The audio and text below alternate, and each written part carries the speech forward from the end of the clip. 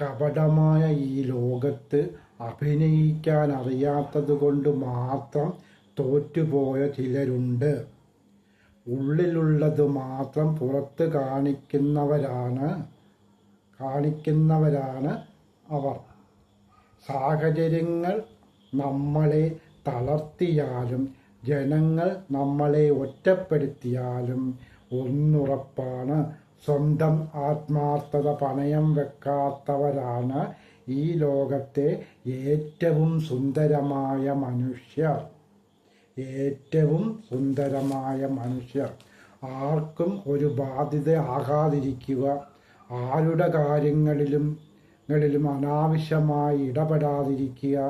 നമ്മുടെ ജീവിതത്തിൽ സന്തോഷം നിറയാൻ ഇത്രയൊക്കെ ചെയ്താൽ മതി നമ്മൾ.